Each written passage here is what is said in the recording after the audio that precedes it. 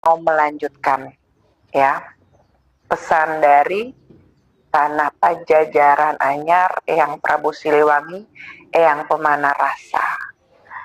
Jadi sebelum teman-teman nonton yang sekarang, coba scrolling di video saya yang sebelumnya gitu ya. Saya juga udah membahas tentang Eyang Prabu Siliwangi, Eyang Pemana Rasa. Jadi kalau saya membahas beliau gitu ya, beliau itu adalah sosok yang sangat uh, sangat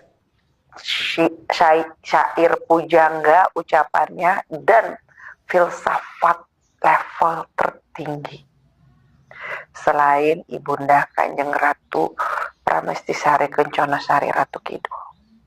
Mereka-mereka itu seperti kalau teman-teman pernah baca hiasan tulisan para sufi ya.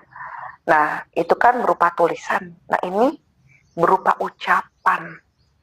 Jadi sisi lembutnya ada, sisi romantismenya ada, sisi syairnya ada, terus filsafatnya pun ada. Jadi memang Masya Allah Tabarakallah luar biasa. Nah, begitupun nih sama dengan almarhum guru saya ya. Jadi beliau itu kurang lebih karakteristiknya seperti itu, mirip dengan karakteristik Eyang Prabu Siliwangi, Eyang Pemana Rasa ya. Dan bertahun-tahun beliau mendidik saya, menjaga saya, mentransfer ilmunya kepada saya, dan saya pun digojloknya gak gampang untuk bisa duduk seperti saat ini tuh, oh Masya Allah ya. Nah, ketika saya mendapatkan pesan dari Sri Baduga Maharaja Eyang Prabu Siliwangi, Eyang Pemana Rasa, posisi saya memang sedang meditasi. Saya memang mewajibkan untuk saya ya, diri saya itu dalam sehari itu harus ada meditasi. Paling cepat itu 15 menit, paling cepat ya. Itu kalau bisa malah saya lebih dari itu gitu ya. Karena memang itu kebutuhan saya dan saya suka dengan meditasi. Dalam sehari itu minimal 1 kali saya meditasi gitu ya. Bisa jadi lebih 2 kali gitu, tergantung bagaimana keadaan saya saat itu. Ceritanya saya lagi meditasi ya. Memang kita selalu menetralkan energi setiap kita bertemu dengan manusia di luar sana. Kita tidak bisa memilih energi apa itu yang ada di depan mata kita, yang kita rasa, dan saya akan kembali menetralkan itu dan saya meditasi. Nah, ketika meditasi hadirlah beliau bersama guru saya gitu ya. Nah, kehadirannya bagaimana teh? Itu jadi rahasia saya gitu kan. Yang pasti ketika beliau hadir gitu ya, energinya hadir, karena bahasanya sangat tinggi, filosofinya sangat tinggi, saya sampai akhirnya saya tulis kembali di laptop saya gitu ya, atau di handphone saya, karena untuk menyampaikan ke kalian gitu ya, saya minta izin dengan beliau dengan versi bahasa saya gitu ya, karena kalau dengan bahasa beliau saya takut saya salah penyampaian gitu ya, ataupun salah teman-teman di sana salah penafsiran gitu kan. Jadi serileksnya bahasa saya untuk menceritakan kepada teman-teman gitu ya. Jadi memang beliau itu adalah sosok yang menurut saya raja yang sangat mencintai rakyatnya ya. Dan pada saat eranya itu kemakmuran tuh di mana-mana, dan menurut saya beliau itu termasuk raja yang sangat mensejahterakan rakyatnya, dan Allahumma barik ya, Masya Allah Tabarakallah, hartanya pun masih sampai sekarang dan dijaga oleh sesuatu yang besar, yang putusan langsung dan tidak semua orang bisa menembusnya kecuali memang orang-orang yang dipilih Allah Subhanahu wa taala gitu. Dan eh, itu bukan hanya ada di Nusantara, tetapi juga ada di beberapa negara di luar gitu ya, seperti di Thailand, di Cina gitu ya. Jadi memang Masya Allah ya beliau di Indonesia aja udah sangat kaya raya sekali gitu. Bahasanya itu adalah Gemari Palojinawi, dan harapan saya Indonesia juga bisa menjadi negara yang gemari Palojinawi gitu ya. Jadi Sri Baduga Maharaja, Sri. Kenapa ada kata Sri di depannya? Kok kalau kita dengar yang mungkin kurang memahami itu ada apa dengan Sri? Kalau Sri itu kan kayak perempuan. Ya, karena seorang pemimpin harus mempunyai jiwa feminin, oke? Kenapa? Jadi dari feminin itu muncul rasa cinta kasih, manjain anak ke orang tua ke anaknya. Nah, seperti itulah. Nah, itulah kenapa ada Sri Baduga Maharaja. Oke. Dan saya pun juga tawasul ke beliau gitu ya. Salah satunya ke beliau selain ke Nabi Muhammad Shallallahu Alaihi Wasallam.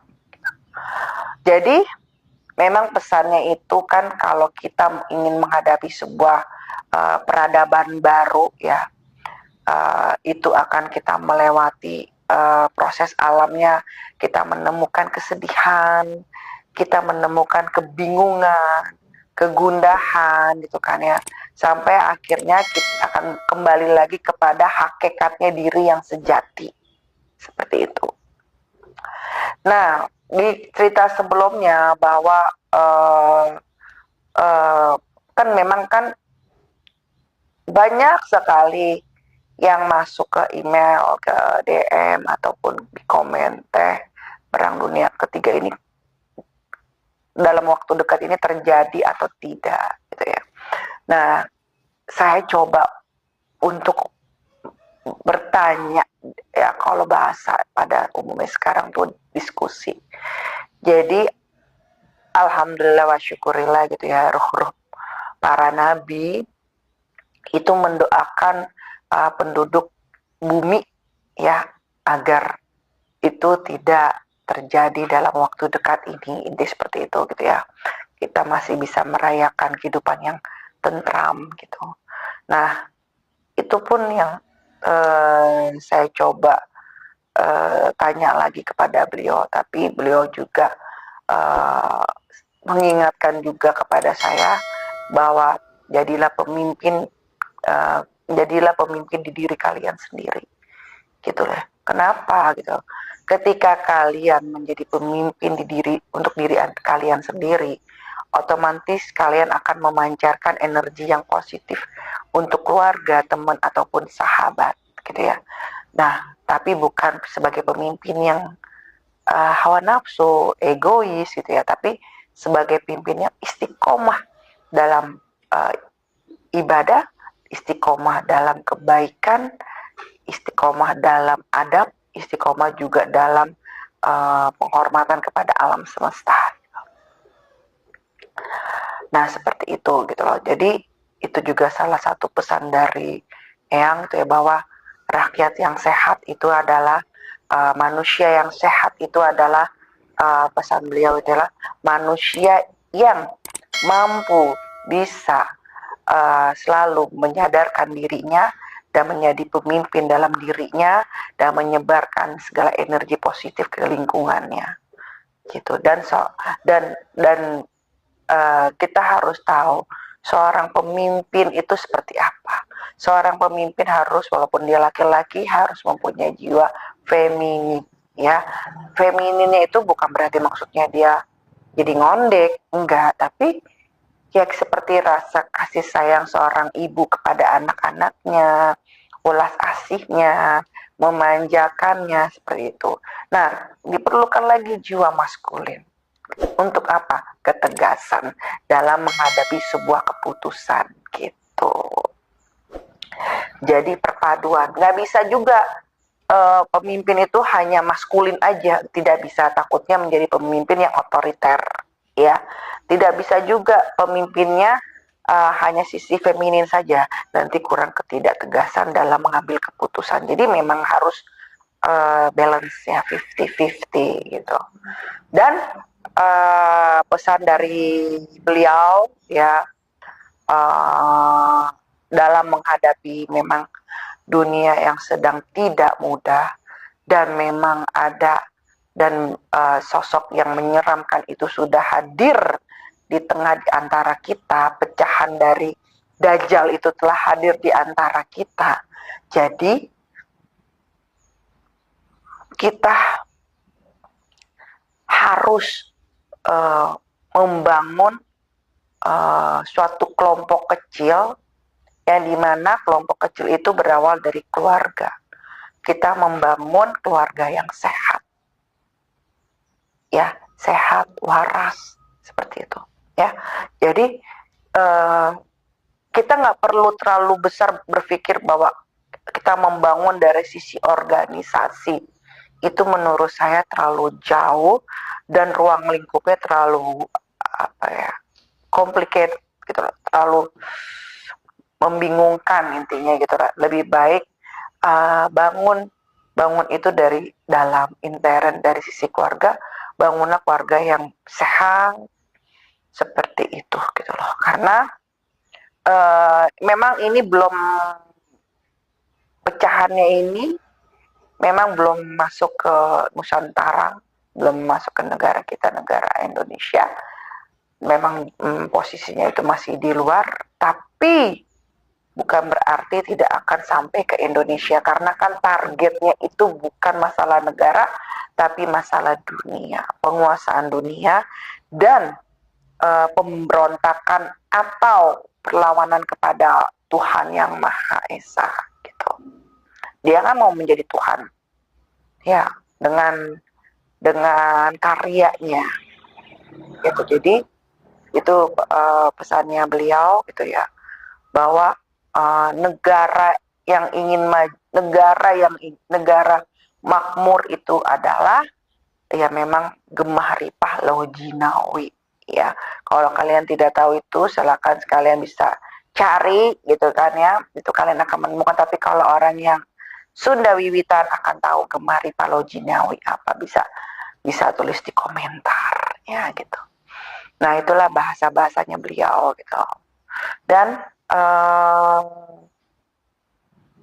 ujian yang sekarang terjadi adalah benar-benar ujian untuk para pemimpin.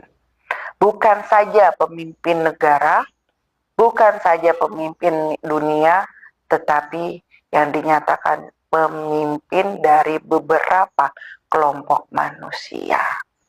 Dan akan banyak timbul yang dimana agama-agama yang dinyatakan agama baru gitu ya, atau organisasi-organisasi baru, itu adalah dari perkumpulan pecahan dari agama-agama baru itu yang untuk menyesatkan manusia, karena memang sistemnya itu kan bertentangan dengan Tuhan ya, Tuhan yang Maha Esa gitu. Nah, itulah makanya yang bilang ini termasuk penyesatan massal ya, dan ini dibutuhkan benar-benar kesadaran dari intern. Nggak usah jauh-jauh, nggak usah dari organisasi, nggak usah dari perkumpulan manapun, dari keluarga. Itu adalah pondasi